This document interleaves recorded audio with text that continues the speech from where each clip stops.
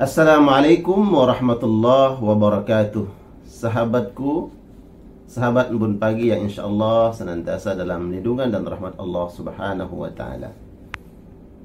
Perlu kita mengetahui bahwa di antara perkara-perkara gaib yang wajib kita imani, di antaranya adalah beriman atas adanya nikmat dan azab kubur. Jadi di alam barzah ada nikmat, di alam barzah ada azab. Nikmat Allah berikan kepada mereka-mereka yang taat, yang bertakwa kepada Allah, yang saleh, yang melakukan amaliyah-amaliyah ketaatan kepada Allah. Allah berikan nikmat kubur.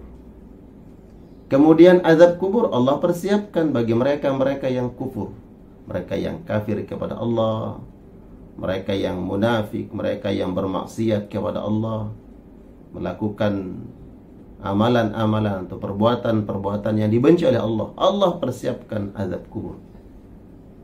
Bahkan sahabat sekalian yang dimuliakan Allah, nanti ketika seseorang sudah berada di alam barzahnya, Allah subhanahu wa ta'ala perlihatkan dari alam barzah itu, Allah perlihatkan tempat kembali mereka.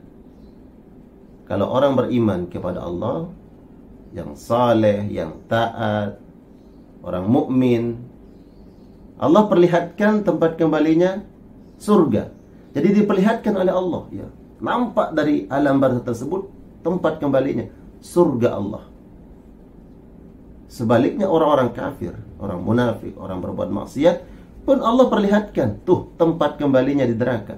Mereka masih berada di alam barzah, tapi diperlihatkan oleh Allah neraka yang nanti di hari akhirat, di hari kiamat, itu menjadi tempat kembalinya.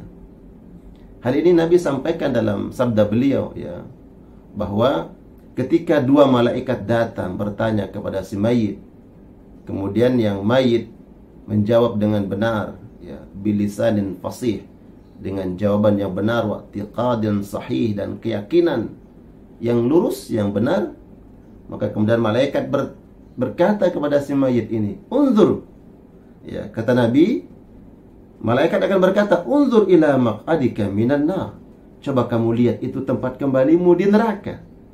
Ya, ternyata tempat kembalinya di neraka.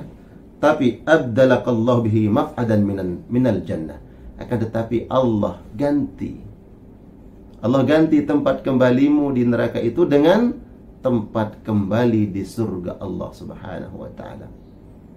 Jadi orang beriman diperlihatkan di alam barzahnya surga, walaupun mereka belum sampai di surga.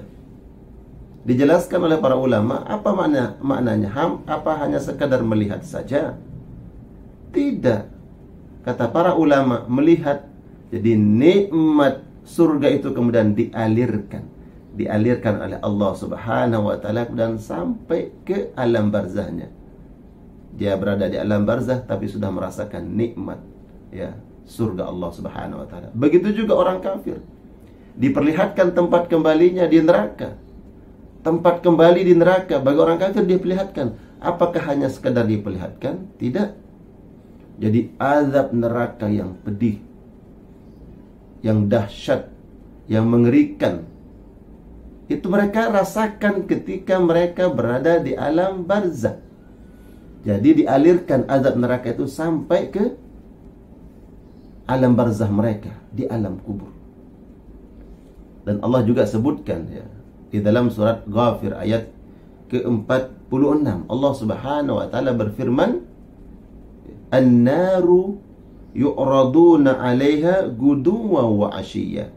Dan neraka itu, ya, dan neraka diperlihatkan kepada mereka. Siapa? Orang-orang kafir, orang-orang munafik, orang yang berbuat maksiat. Diperlihatkan kepada mereka ketika mereka berada di alam barzah. Yu'radun. Kapan? Ya, guduwa wa 'ashiyya. Setiap pagi dan setiap sore Allah perlihatkan neraka bagi orang-orang kafir yang berada di alam barzah, yang maknanya siksaan, azab pedih, ya, neraka mereka rasakan di alam barzah. Na'udzubillah, thumma na'udzubillah. Semoga bermanfaat sahabat sekalian yang dimuliakan Allah Subhanahu wa taala. Wassalamualaikum warahmatullahi wabarakatuh.